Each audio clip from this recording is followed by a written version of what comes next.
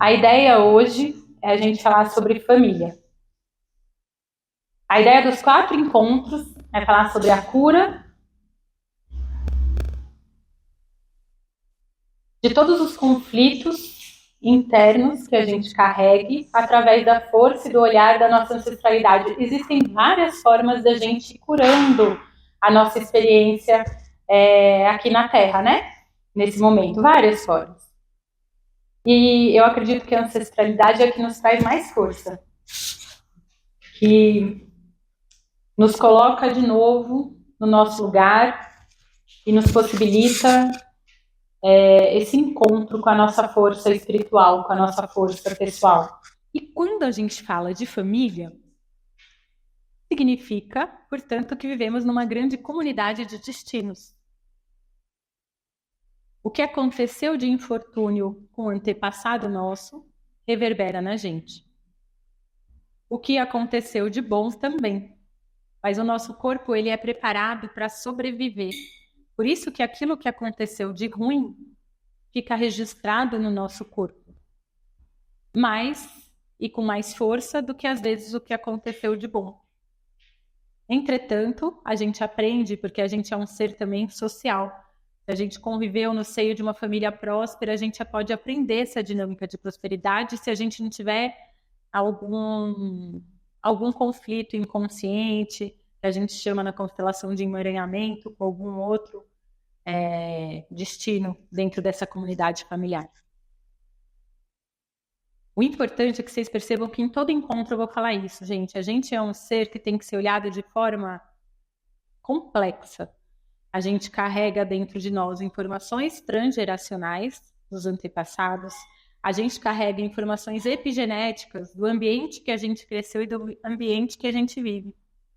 A gente carrega também algo que é só nosso. A gente carrega, sim, todo o conteúdo paterno e materno. Mas a gente também nasce com algo que é só nosso. E é nesse algo que é só nosso que a gente desenvolve o nosso senso de eu, quem eu sou.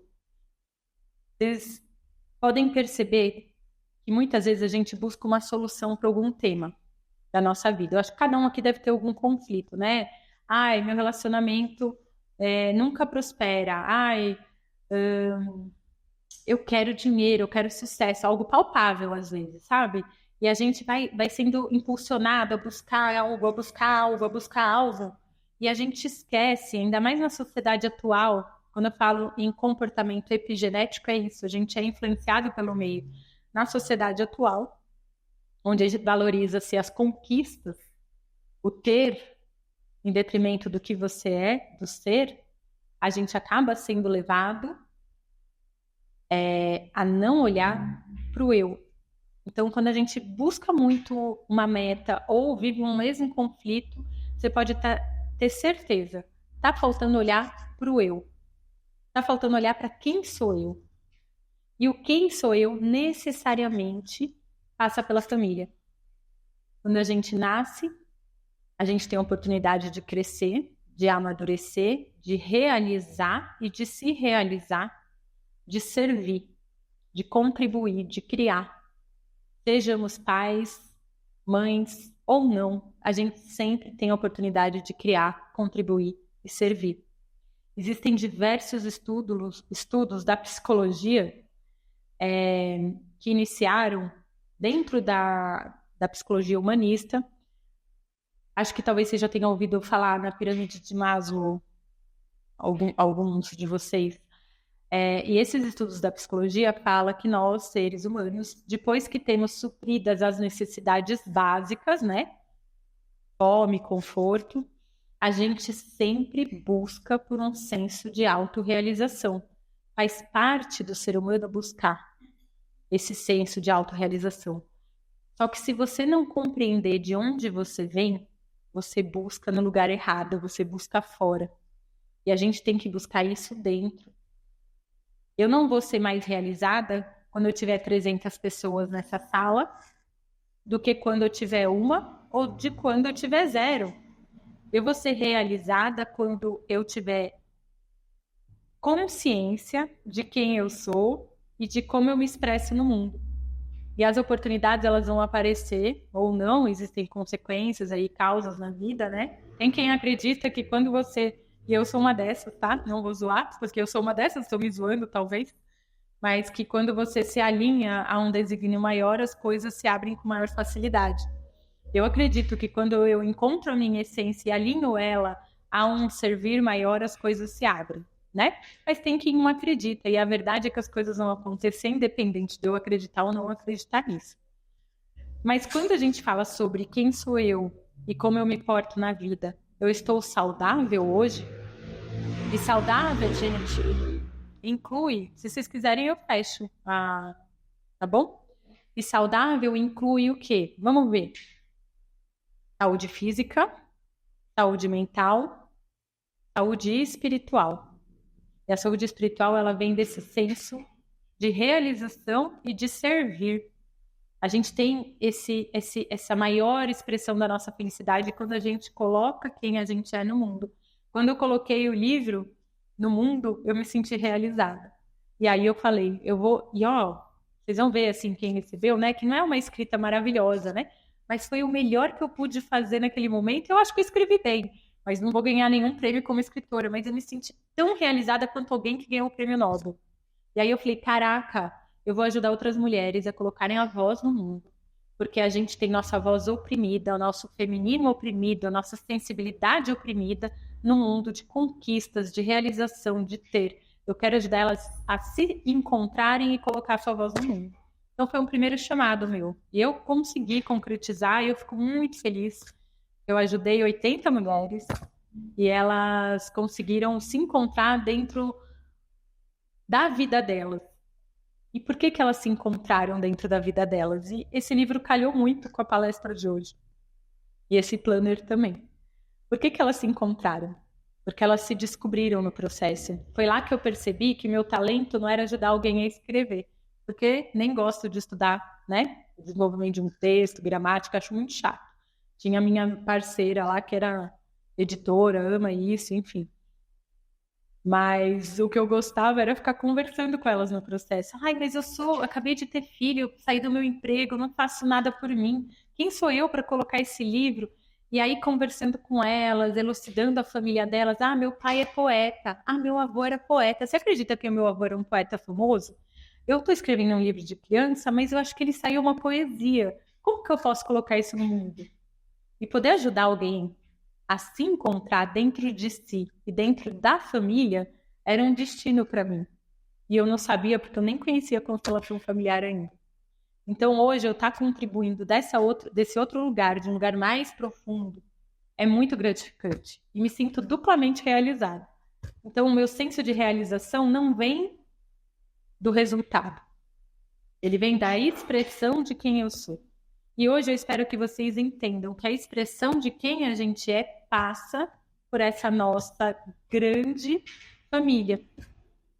Somos o que somos porque temos familiares. Eu vou passar para vocês, provavelmente no último encontro, uma dinâmica da gente fazer nossa árvore familiar. Então vocês vão só coletando essas informações para quando chegar um momento e ser uma atividade que flua a partir do inconsciente. Eu estou bolando como, eu quero pôr uma música, quero trazer giz, vai dar certo. Vou usar um pouco de técnica junguiana aí, de arte terapia. Mas hoje a gente vai focar nisso daqui. Quando a gente fala em círculo familiar, é importante também que a gente saiba que a gente tem uma grande necessidade de pertencer. Isso, inclusive, faz parte até do nosso sistema de funcionamento biológico para sobrevivência, sabe? Do nosso cérebro mais primal. Por quê? Porque se a gente não pertence ao grupo, se a gente é excluído do grupo, quais são as nossas chances de sobreviver? Vocês olharem, né, nos povos antigos, quem estava em grupo sobrevivia e ganhava do outro grupo, do grupo inimigo, inclusive. Quem era expurgado do grupo, desde a antiguidade, considerava-se que estava dado por morto. A pior pena que tinha na época de Talião era excluir, e a época de Talião, eu estou falando do Império Romano, aí, quando surgiu a lei, era excluir alguém de ser cidadão ali daquela cidade, daquela polis, enfim. Então, é algo muito sério para a gente, enquanto ser humano, não se sentir pertencente. E se nascemos dentro de uma comunidade, de uma grande família, se a gente se sente não pertencente, isso é uma sentença de morte para a gente. E aí vocês podem falar, mas eu sou o patinho feio, né? Eu tô aqui nessa família, não me identifico com ninguém, não tenho nada a ver com nenhum deles. Tá bom. Só que você rejeitá-los não significa que você queira pertencer àquele grupo. Você rejeitá-los só significa que você vai imitar exatamente o que eles fazem. Porque tudo aquilo que a gente rejeita ou exclui, a gente acaba replicando de outra forma na nossa vida em algum momento. Então, são alguns pequenos despertares aqui, né? A nossa necessidade de pertencer, a nossa não identificação, às vezes, com aquele grupo que tanto nos faz mal, porque a gente acaba repetindo aquilo que a gente rejeita. E aí eu vou trazer um conceito para vocês um pouco mais profundo sobre boa e má consciência. A gente pertencer a uma comunidade de destinos nos gera duas consequências. A primeira, a gente tende a exercer a boa consciência, custe o que custar, inclusive a nossa alegria. Então, a gente tende a fazer de tudo para pertencer nesse grupo, para se sentir com a consciência leve. Gente, eu pertencia, esquece um pouco até família, pense em grupo. Eu pertencia ao grupo dos procuradores do Estado. Quando eu anunciei que eu queria sair da carreira, foi 5 anos antes de eu sair, né? Nossa, faziam intervenção. Como assim? Você pode ser o que você... Até o procurador-geral falou isso para mim. Você pode ser o que você quiser trabalhando aqui. Então, assim, o grupo não quer que você saia da mesma forma que você se sente mal de sair. É um processo a gente conseguir exercer a chamada má consciência, que não é má. É só uma consciência que não é daquele grupo. Só que para eu conseguir exercer essa consciência, eu tive que compreender tudo que aquele grupo, Procuradoria do Estado, tinha agregado dentro de mim. Assim como o grupo Editora Belelê agregou dentro de mim e que hoje eu trago aqui. Então eu não excluo eles, eu continuo trazendo eles no meu coração e exerço a minha má consciência de optar por um caminho diferente. De optar por um caminho não ortodoxo até para quem é terapeuta.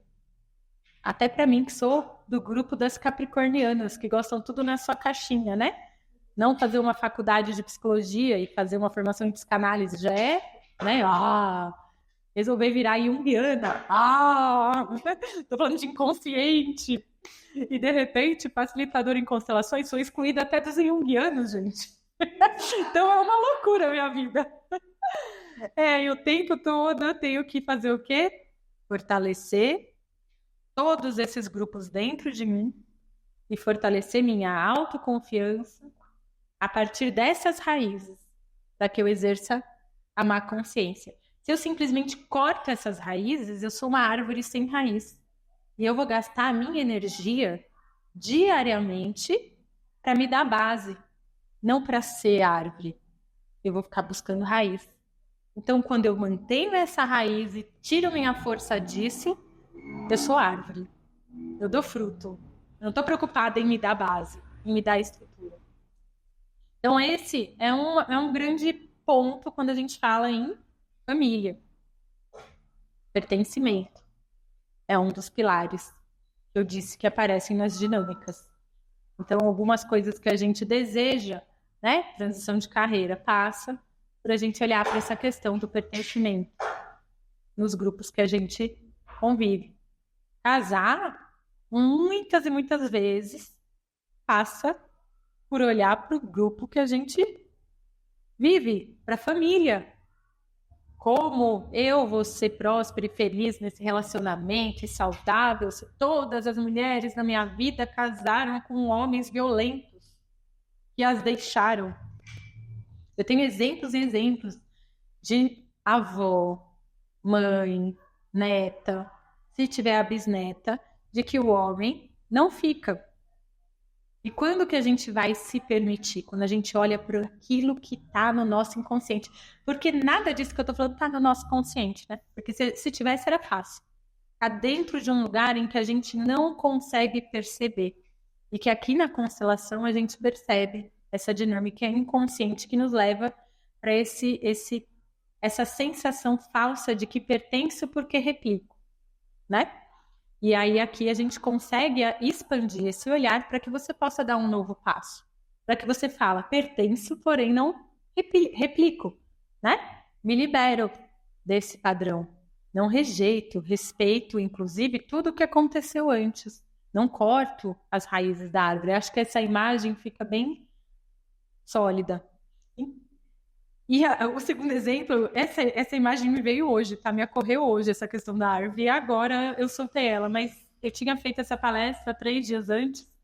E a segunda questão que eu vou trazer para vocês sobre essa ideia do círculo familiar e dessa comunidade de destinos tem a ver com uma outra dinâmica. E o exemplo é sobre semente e terra.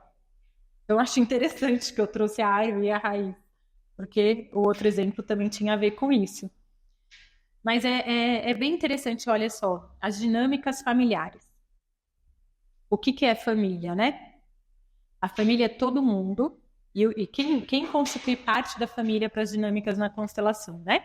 A família é todo mundo que é pai, avô, filho nascido, não nascido, tio, às vezes irmão do avô aparece, bisavô, alguém que causou algum destino, interferiu no destino de alguém da família, também pertence, por exemplo, assassinato, voluntário ou involuntário, né?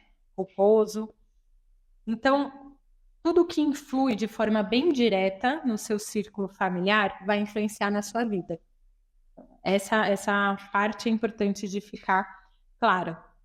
A gente sabe que a gente tem o desejo de pertencer ao nosso seio familiar. E isso causa algumas dinâmicas. E a segunda dinâmica que traz muito conflito no seio familiar é quando a gente rejeita o solo em que a gente nasceu. Eu falei sobre esse nosso desejo de pertencer, sobre a gente querer, né, tirar aquilo que não nos faz bem. Mas a outra vertente é essa rejeição, quando a gente reclama. Essa terra que me deram é árida, essa terra não adubam, essa terra não presta, é óbvio que a minha plantinha ia nascer torta. É óbvio que minha plantinha não ia dar flor. É óbvio que eu ia murchar e morrer. É óbvio. A terra que eu nasci é árida. Sabe o que é engraçado? Que as plantas que nascem no deserto, como a rosa do deserto, não só são mais belas que eu já vi, como também dão uma flor maravilhosa. Não sei se já viram essa planta, essa rosa do deserto. Procura depois no Google, gente. É uma planta maravilhosa. Olha só, deserto. O cacto aprendeu a guardar água dentro de si. Água é vida, água é energia. O que importa o terreno ser árido? Importa uma coisa: você ganha força, você ganha uma beleza exuberante. Então, quando a gente reclama da terra, a gente está fazendo qual movimento? Rejeição. E a gente está olhando para onde? Para frente ou para trás? Quando a gente reclama da nossa terra, a gente está preso no passado. E enquanto a gente reclamar do passado, a gente não olha para a nossa vida. Então, enquanto a gente reclamar da nossa mãe, do nosso pai, olha, ele pode ser o pior dos pais, né? O pior dos pais. O que a gente aprende aqui nas constelações é que é o pai certo para a gente. Até porque, enquanto a gente rejeitar alguém da nossa família, papai ou mamãe, a gente rejeita metade de quem a gente é. Enquanto a gente tiver vergonha do papai e da mamãe, a gente tem vergonha de metade de quem a gente é. Enquanto a gente tiver vergonha de quem a gente gente não é. A gente sobrevive, mas a gente não é. Enquanto a gente quiser corrigir o passado, a gente não vive o nosso destino. Na verdade, a gente vive o nosso destino, mas é um destino triste. A gente não vive a abundância que a vida nos permite. E tá tudo certo. Talvez seja essa a nossa passagem aqui na Terra. Mas se vocês estão aqui hoje, é porque com certeza vocês querem que a passagem seja abundante e traga paz. Independente do tempo de vida que a gente vai ficar aqui, seja 0,1 dia ou seja 120 anos. Que a gente se sinta em paz. Não tem uma pessoa que senta aqui que no fundo o que ela fala para mim que ela quer é paz. Não tem uma pessoa. Eu tô com um conflito no meu trabalho, eu quero saber se eu denuncio o meu chefe, se eu faço sei lá o quê. O que você quer de verdade? Me sentir em paz. Estava falando para a Rita que eu queria saber se eu compro um terreno, se eu alugo um lugar para fazer esses meus movimentos e tal. Eu queria ver se estava pensando em colocar isso para trazer, porque a constelação também pode ser usada para percepção, né? Eu falei assim, putz, eu quero ver isso, né? Qual que seria o melhor caminho? O que eu quero? Eu quero certeza. O que de fato está me incomodando? A insegurança. O que então eu quero de fato? Eu quero ter paz. Eu quero ter paz nas minhas escolhas. Eu preciso da constelação para isso? Talvez para curar a criança ferida que quer paz. Não para saber o que eu vou fazer, porque não é oráculo, entendeu? Eu já sei disso, gente. Mas o que me move a querer olhar? Porque tem uma criança aqui que ainda precisa fortalecer a autoconfiança dela. Somos perfeitos? Não somos. Espero que eu não seja até meus 140 anos, entendeu? E a realidade, cada vez mais, eu me humildeço, sabe? Porque eu tenho uma tendência de querer me mostrar forte. Porque para mim a vulnerabilidade é perigosa. Biologicamente está no meu corpo. Eu não posso parecer vulnerável porque isso é perigoso. Eu tenho que trazer ali um contexto de força. Mas cada vez mais, e graças às constelações, eu começo a perceber que quanto mais eu reconheço o que eu sou, mais eu me aceito. Porque isso também é se rejeitar. Gente, são camadas que a gente vai trabalhando sobre nós. A autoaceitação, ela é algo a ser conquistado diariamente.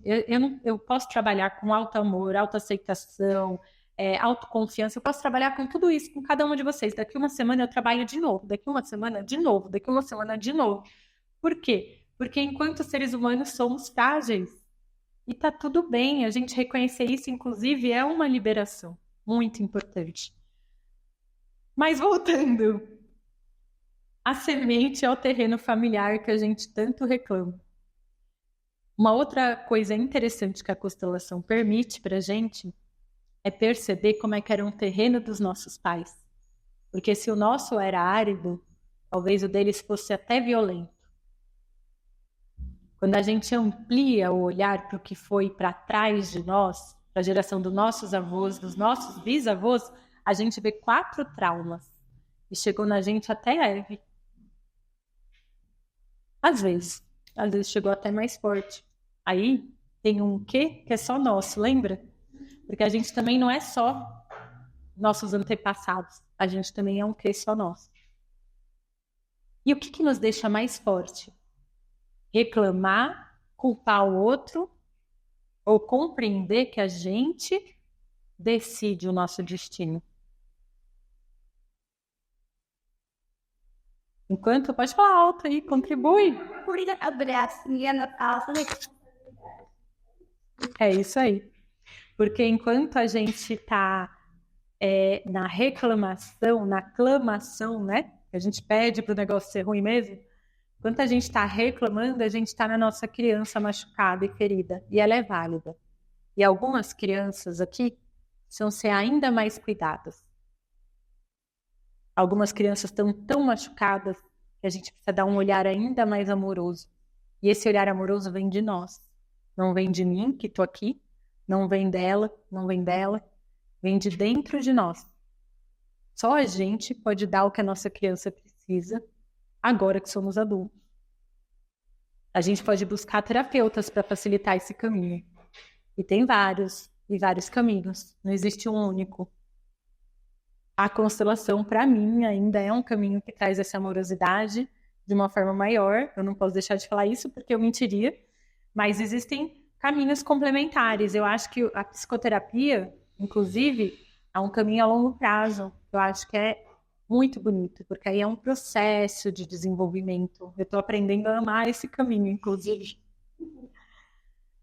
Mas quando a gente vem com o nosso adulto curado, olhar para a nossa criança ferida, gente, a capacidade da gente ressignificar a nossa autorrejeição e tornar ela numa autoaceitação, assim, é exponencial e muda tudo. O que eu mais ganhei com as constelações, com conhecer o meu lugar no mundo? E o meu lugar no mundo é dentro dessa minha comunidade de destinos familiares, né? Não posso tirá-los de mim. O que eu mais ganhei em compreender o meu lugar, ficar nele e respeitar o dos outros, porque, né, são várias coisas aí. Amor, amor próprio, paz, paz de espírito. Eu tô 100% melhor do que eu era há 10 anos atrás, mas ainda falta 99% de evolução. É meio que isso a ideia, né?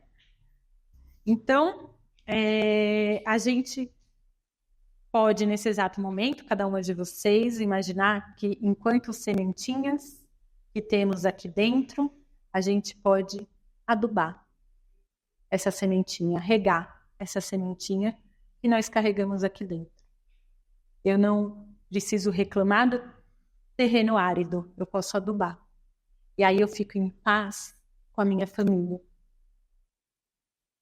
Conhecer a comunidade de destinos que a gente faz parte é importante, porque muitas vezes a gente está preso a um destino terrível e a gente caminha para esse mesmo destino. Então, trazer a consciência é uma das formas de cura, né? Tomar consciência é uma das formas de liberar, de desprender aquilo que nos adoece. Então, se hoje vocês se sentem adoecidos em algo, vocês conhecerem a própria história, faz parte de você se desprender daquilo que adoece e caminhar para um movimento de mais saúde e mais vida.